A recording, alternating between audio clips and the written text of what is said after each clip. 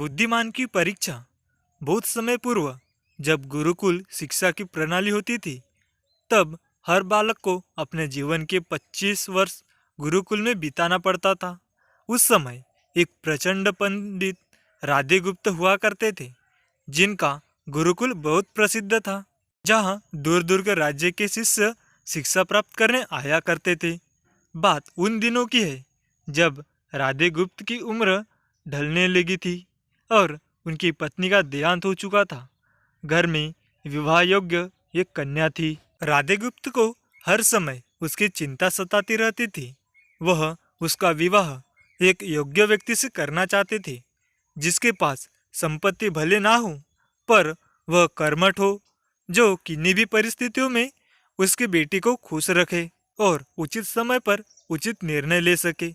एक दिन उसके मस्तिष्क में एक ख्याल आया और उन्होंने इस परेशानी का हल सोचा कि क्यों ना वो अपने खुद के शिष्यों में से ही योग्य वर की तलाश करे। उनसे बेहतर उनकी बेटी के लिए और क्या हो सकता है। इस कार्य के लिए उन्होंने बुद्धिमान की परीक्षा लेने का निर्णय लिया और सभी शिष्यों को एकत्र किया।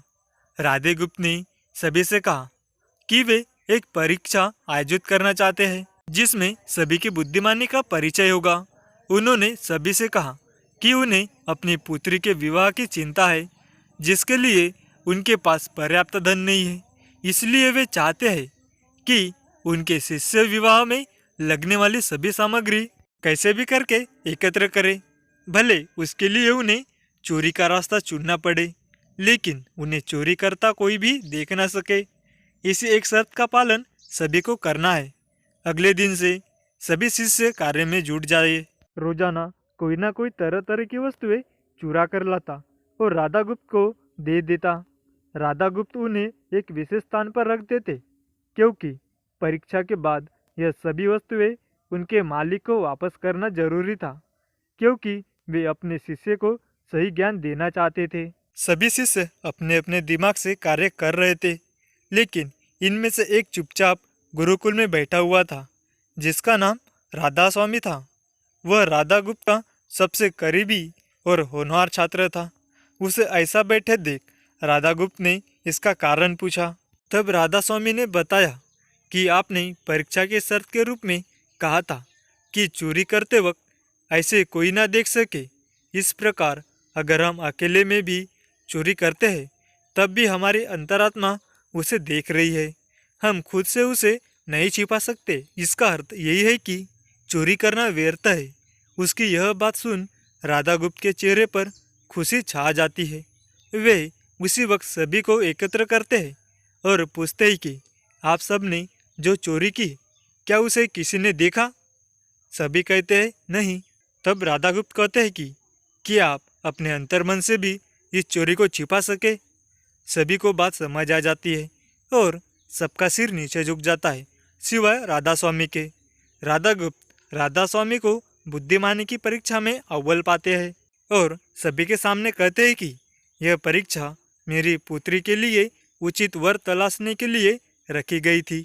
इस प्रकार मैं राधा स्वामी का विवाह अपनी पुत्री के साथ तय करता हूँ। सभी खुशी से झूम उठते हैं। साथ ही चुराई हुई हर एक वस्तु को उसके मालिक को सौंप विनम्र से सभी से क्षमा मांगते हैं। बुद्धिमानी की परीक्षा से यही शिक्षा मिलती है कि कोई भी कार्य अंतर्मन से छिपा नहीं रहता और अंतर्मनी मनुष्य को सही राह दिखाता है। इसलिए मनुष्य को किसी भी कार्य के सही गलत के लिए अपने मन को टटोलना सबसे जरूरी है। आज मनुष्य ने अंतरात्मा की आवाज़ सुनना बंद कर दिया है, इसलिए ही वो गलत रास्ते पर जा रहे हैं। हमारी अंतरात्मा कभी हमें गलत राह नहीं दिखाती। यह जरूर है कि मन की आवाज़ हमें वो करने की सलाह देती है जिसे दिमाग कभी स्वीकार नहीं करता, क्योंकि दिमाग सदैव स्वहित में कार्य करता है और मन हमें सही और गलत का परिचय करवाता है। यह सही गलत का परिचय ही हमें सदैव बुराई से दूर रखता है। किसी भी कार्य के पहले हमें मन की आवाज़ जरूर सुनना चाहिए। इस परीक्षा के जरिए राधा गुप्त ने अपनी पुत्री के लिए एक उचित वर भी तलाश लिया और शिष्य को जीवन का अमूल्य ज्ञान दिया। आज के वक्त में कोई भी शिक्षक एवं शिक्षण पद्धति मनुष्य को धन कमाने तक का ही ज्ञान देते हैं। एक बालक का सर्वांगीण विकास कहीं न कहीं लुप्त हो चुका है। आज का मनुष्य केवल बड़े होकर एक धनवान व्यक्ति बनाने का ही ज्ञान विद्यालयों में लेता है। उस बालक को सही गलत कराने का दायित्व कोई भी नहीं लेता, क्योंकि उनके माता पिता भी आज के दौर में बस पैसा कमाने में लगे रहते हैं और शिक्षक भी केवल किताबी ज्ञान देकर अपने दायित्व से मुख मोड़ लेता है। ऐसे में यह छोटी छोटी कहानियाँ व्यक्ति को सही गलत सिखाने में अहम भूमिका निभाती है, लेकिन आजकल इसके लिए भी वक्त मिलना मुश्किल है।